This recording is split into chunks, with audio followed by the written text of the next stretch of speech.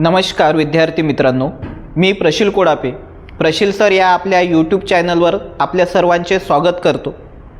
आजच्या या व्हिडिओमध्ये आपण पोलीस भरती संबंधित माहिती बघणार आहोत। बघा, नुकतंच पोलीस भरतीच्या जाहिरात यायला सुरुवात झालेली आहे आणि पोलीस भरतीचे ऑनलाईन अर्ज भरायला सुद्धा सुरुवात झालेली आहे। तत्पूर्वी आपल्याला प्रशासनामार्फत कोणत्या कोणत्या सूचना देण्यात आलेल्या आहे हे आजच्या व्हिडिओमध्ये आज आपण पाहणार आहोत। बघा, ऑनलाईन अर्ज सादर करण्याची वेळ आणि तारीख देण्यात आलेली आहे। ऑनलाईन अर्ज करण्याची तारीख ही 29 ऑक्टोबर 2025 कधीपासून सुरू होणार आहे? 29 ऑक्टोबर 2025 पासून सुरुवात होणार असून शेवटला दिनांक ऑनलाईन फॉर्म भरण्याचा शेवटला दिनांक आहे 30 नोव्हेंबर 2025। 30 नोव्हेंबर 2025 रात्री 11:59 रात्री किती? 11:59 फॉर्म भरण्याची शेवटची तारीख आहे। त्यानंतर दुसऱ्या टप्प्यामध्ये त्यांनी बघा काय म्हटलेलं आहे, परीक्षा शुल्क। परीक्षा शुल्क काय असणार आहे? बघा विद्यार्थी मित्रांनो, या ठिकाणी 5 पदं देण्यात आलेली आहे। बघा, एक पोलीस शिपाई चालक, सशस्त्र पोलीस शिपाई, बॅट्समन आणि कारागृह शिपाई या 5 पदांकरिता परीक्षा फी खुल्या प्रवर्गासाठी 450 रुपये असणार आहे आणि त्याचबरोबर जे मागास प्रवर्ग आहे, ज्या प्रवर्गांना आरक्षण आहे त्यांच्याकरिता 350 रुपये परीक्षा फी ठेवण्यात आलेली आहे। ठीक आहे विद्यार्थी मित्रांनो, त्यानंतरची बघा आवश्यक कागदपत्रे कोणती कोणती कागदपत्रे याकरिता लागणार आहे?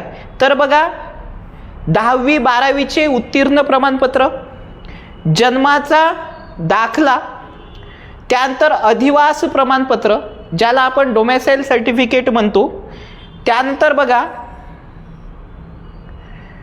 जातीचे प्रमाणपत्र, जर तुमच्याकडे जात वैधता प्रमाणपत्र असेल तर जात वैधता प्रमाणपत्र, त्यानंतर संगणक परीक्षा उत्तीर्ण प्रमाणपत्र, त्यानंतर खेळाडू प्रमाणपत्र व पडताळणी अहवाल अथवा पडताळणीसाठी सादर केलेली पोचपावती।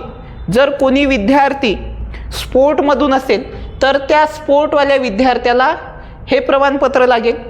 त्यानंतर नॉन क्रिमिनल प्रमाणपत्र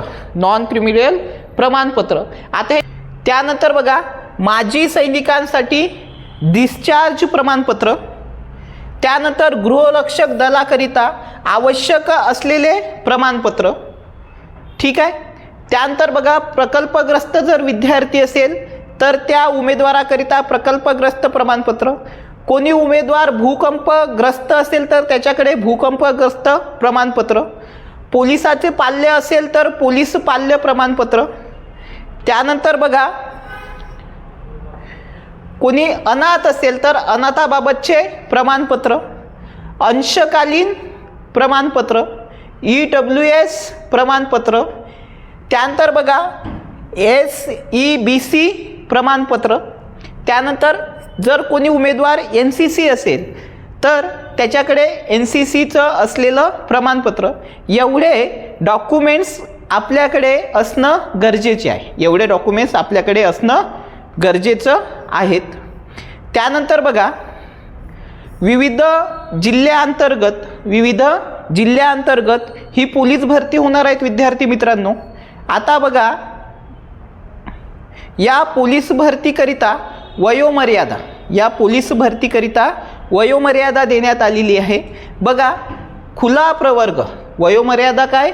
खुला प्रवर्ग जर उमेदवार हा ओपन कॅटेगरीमध्ये असेल तर किमान वयोमर्यादा त्याची 18 वर्ष असणं गरजेचे आहे। किमान वयोमर्यादा म्हणजे कमीत कमी वय किती? 18 आणि कमाल वयोमर्यादा 28 वर्ष आणि कमाल वयोमर्यादा किती? 28 वर्ष। त्यानंतर त्यानंतर बघा मागास प्रवर्ग, ज्यामध्ये कोण कोण येतात, अनुसूचित जाती, अनुसूचित जमाती, OBC, VJ, NT इत्यादी या वर्गांकरिता, त्याचबरोबर बघा SEBC वर्ग आणि EWS वर्ग, बरोबर आहे, यांच्याकरिता कमाल वयोमर्यादा आहे 18 वर्ष. यांच्याकरिता किती वयोमर्यादा आहे, 18 वर्ष. आणि कमाल म्हणजे जास्तीत जास्त 33 वर्ष. म्हणजे या ठिकाणी बघा 5 वर्षाचं रिलॅक्सेशन मिळालेलं आहे. त्यानंतर बघा जर कोणी उमेदवार प्रकल्पग्रस्त असेल, कोणी उमेदवार प्रकल्पग्रस्त असेल, या प्रकल्पग्रस्त उमेदवाराकरिता किमान वयोमर्यादा ही 18 वर्ष आणि कमाल वयोमर्यादा ही 45 वर्ष राहील. त्यानंतर बघा कोणी उमेदवार भूकंपग्रस्त असेल, कोणी उमेदवार भूकंपग्रस्त असेल तर त्या भूकंपग्रस्त उमेदवारासाठी किमान वयोमर्यादा 18 वर्ष आणि कमाल वयोमर्यादा ही 45 वर्ष राहील. त्यानंतर बघा कोणी उमेदवार माजी सैनिक असेल, कोणी उमेदवार माजी सैनिक असेल, त्या माजी सैनिक उमेदवाराला किमान वयोमर्यादा ही 18 वर्ष. त्याचबरोबर उमेदवाराच्या सशस्त्र दलात झालेल्या सेवा इतका कालावधी अधिक 3 वर्ष इतका राहील.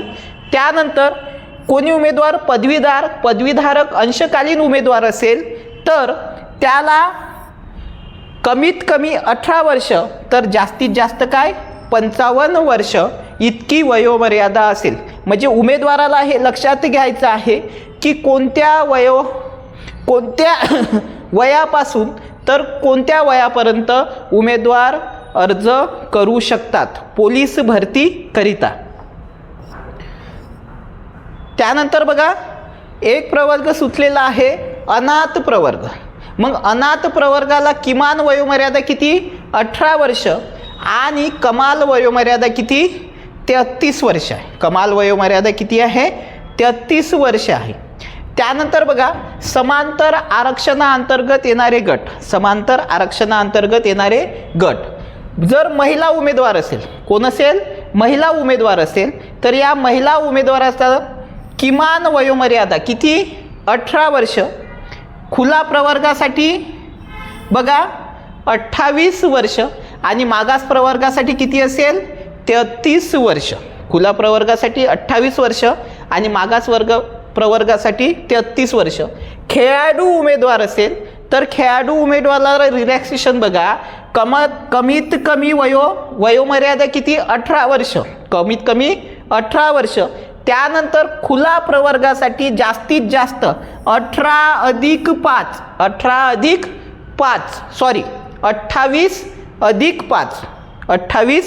अधिक 5 म्हणजे किती 33 वर्ष.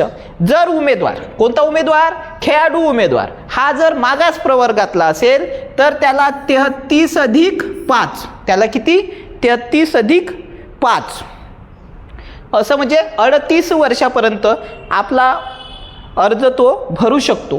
त्यानंतर पोलीस पाल्य असेल ती बघा कमीत कमी किती 18 वर्ष, जास्तीत जास्त वर्ष हे खुल्या प्रवर्गासाठी 28 वर्ष आणि मागास प्रवर्गासाठी 33 वर्ष. त्यानंतर गृहरक्षक असेल तर गृहरक्षकाला बघा कमीत कमी 18 वर्ष, खुला प्रवर्गासाठी जास्तीत जास्त 28 वर्ष आणि मागास प्रवर्गासाठी 33 वर्ष. आता एखादी उमेदवार माजी सैनिकावर अवलंबून असलेला, एखादी उमेदवार काय माजी सैनिकावर म्हणजे त्याचा एखाद्या उमेदवाराचे वडील माजी सैनिक असेल अशा मुलीसाठी किंवा त्याच्या पत्नीसाठी बघा कमीत कमी किती आहे 18 वर्ष. तर जास्तीत जास्त बघा खुल्या प्रवर्गासाठी 28 अधिक 3 म्हणजे 31 वर्षापर्यंत ते फॉर्म भरू शकतात.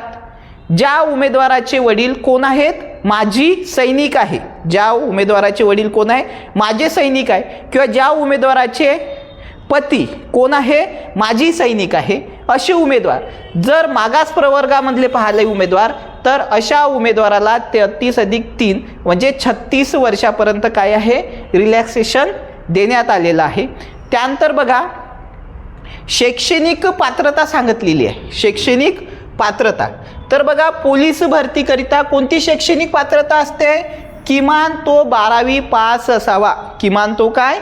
12वी पास असावा. किमान तो 12वी पास असावा. किंवा बघा यशवंतराव चव्हाण मुक्त विद्यापीठ नाशिक, बरोबर आहे. विद्यापीठाची पूर्व परीक्षा उत्तीर्ण होऊन प्रथम वर्ष उत्तीर्ण झालेला वा यशवंतराव मुक्त विद्यापीठातून पदवी धारण केलेला उमेदवार असावा. त्यानंतर बघा व्यवसाय शिक्षण परीक्षा मंडळाने 2 वर्ष कालावधीच्या अभ्यासक्रमांना उच्च शिक्षणासाठी 2 स्तराची समकक्षता निश्चित केलेली आहे. 2 वर्षाची निश्चित केलेली आहे. त्यानंतर बघा सगळ्यात महत्त्वाचं शैक्षणिक पात्रता बघा कोणासाठी? माजी सैनिकासाठी. शैक्षणिक पात्रता कोणासाठी? माजी सैनिकासाठी. जर एखादी सैनिक ज्याने 15 वर्ष सैनिकी सेवा पूर्ण केली आहे, एखाद्या सैनिकाने काय 15 वर्ष आपली सेवा पूर्ण केली आहे, त्याच्याकडे शैक्षणिक पात्रता बघा किती? 10वी पास. त्याच्याकडे कोणती शैक्षणिक पात्रता असावी? ज्याने आपली सर्व्हिस सैनिकी याच्यामध्ये किती 15 वर्ष पूर्ण केली असेल, असा 10वी उत्तीर्ण किंवा IASC Indian army special certificate of एज्युकेशनचे त्याच्याकडे काय असावे? प्रमाणपत्र असावे, बरोबर आहे. याच्या व्यतिरिक्त जर एखाद्या उमेदवाराने सैनिक आहे, माजी सैनिक आहे, पण त्याने 15 वर्ष सर्व्हिस केली नसेल, त्याने किती वर्ष? 15 वर्ष सर्व्हिस केली नसेल, तर त्याच्याकडे 12वी पास असलेलं प्रमाणपत्र गरजेचं आहे. हे होतं सर्वात महत्त्वाचं. त्यानंतर दुसरी बाजू बघा सगळ्यात महत्त्वाची, नक्षलग्रस्त भागासाठी प्रशासनाने विशेष तरतूद केलेली आहे. प्रशासनाने काय केलेली आहे? विशेष तरतूद. मग कोणती विशेष तरतूद केलेली आहे बघा? शासनाने घोषित केलेल्या नक्षलग्रस्त भागातील रहिवासी असलेला कोण? अनुसूचित जमातीचे उमेदवार किंवा नक्षलवाद्यांच्या हल्ल्यात अथवा नक्षल विरोधी कारवाईत मृत अथवा गंभीर जखमी झालेल्या पोलीस बातमीदार, पोलीस पाटील अथवा पोलीस कर्मचारी यांची मुले असलेल्या उमेदवाराला 7वी पास ही पात्रता देण्यात आलेली आहे. कोणासाठी 7वी पास पात्रता दिलेली आहे? नक्षलग्रस्त भागातील रहिवासी असलेले अनुसूचित जमातीचे उमेदवार. काय? नक्षलग्रस्त भागातील अनुसूचित जमातीचे उमेदवार किंवा नक्षल्यांच्या हल्ल्यात अथवा नक्षल विरोधी कारवाईत मृत अथवा जखमी झालेल्या पोलीस बातमीदार, पोलीस पाटील अथवा पोलीस कर्मचारी यांच्या मुलांकरिता केवळ 7वी पास ही पात्रता, शैक्षणिक पात्रता देण्यात आलेली आहे. त्यानंतर बघा शारीरिक पात्रता काय असायला पाहिजे? शारीरिक पात्रता या ठिकाणी बघा 3 कॉलम आहे. महिला उमेदवार, पुरुष उमेदवार आणि तृतीयपंथी उमेदवार, ट्रान्सजेंडर. बघा उंची 155 सेंटीमीटरपेक्षा कमी नसावी.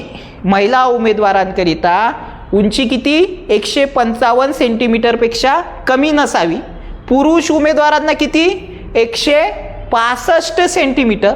आणि तृतीयपंथी जे ट्रान्सजेंडर आहे, स्वतःची लिंग ओळख महिला किंवा तृतीयपंथी अशी असलेल्या व्यक्तींसाठी 155 हाईट दिलेली आहे. किती?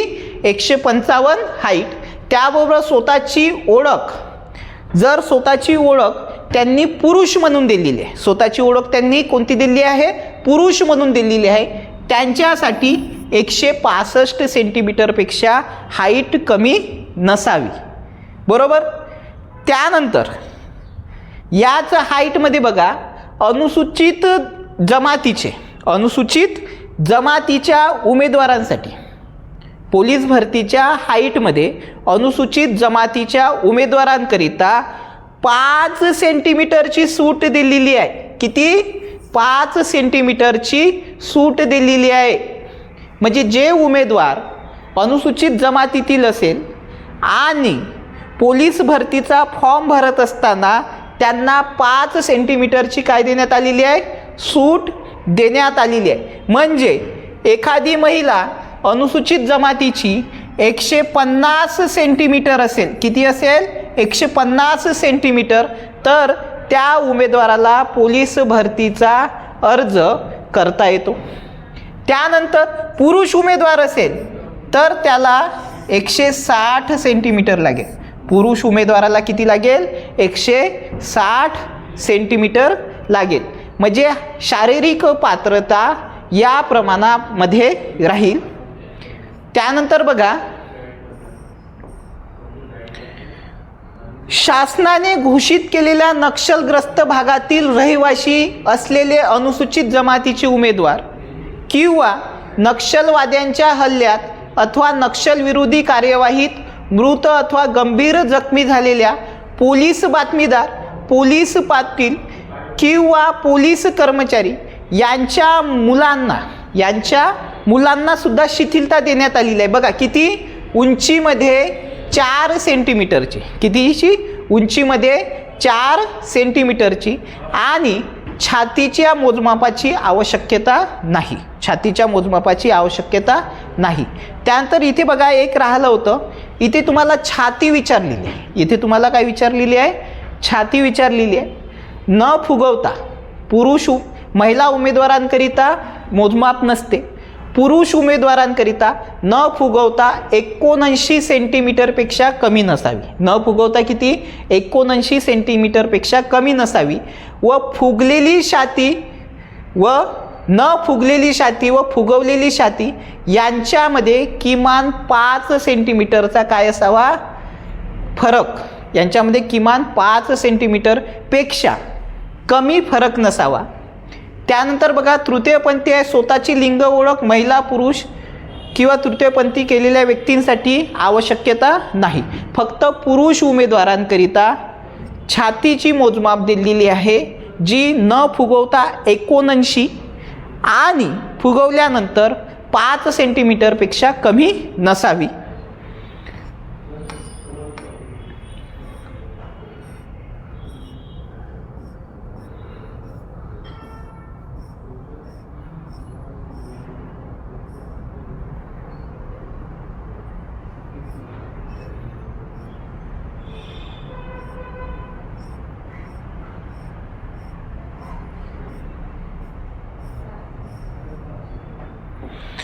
त्यानंतर बघा, पोलीस भरतीकरिता शारीरिक चाचणी काय काय असणार आहे? शारीरिक चाचणी बघा, मग 50 गुणांची ही शारीरिक चाचणी होणार आहे. मग या 50 गुणांमध्ये बघा, पुरुष उमेदवारांकरिता 1600 मीटर धावणे ज्याकरिता 20 गुण दिलेले आहे. 100 मीटर धावणे 15 गुण दिलेले आहे. आणि गोळाफेक याच्याकरिता 15 गुण. अशा 50 गुण देण्यात आलेले आहे शारीरिक चाचणीकरिता. शारीरिक चाचणीकरिता पुरुष उमेदवाराला किती गुण देण्यात आलेले आहे? 50 गुण. त्यानंतर पुरुष उमेदवारानंतर महिला उमेदवारांकरिता बघा, महिला उमेदवारांकरिता 800 मीटर धावणे. महिला उमेदवारांकरिता किती? 800 मीटर धावणे ज्याकरिता 20 गुण दिलेले आहे. 100 मीटर धावणे 15 गुण दिलेले आहे. आणि गोळाफेक करिता 15 गुण.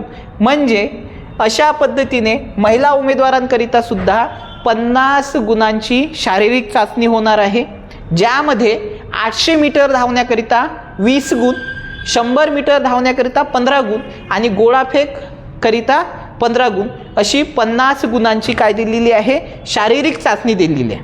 त्यानंतर उमेदवार जर तृतीयपंथी असेल, उमेदवार काय असेल? तृतीयपंथी असेल, तर सेम क्रायटेरिया लागू असेल.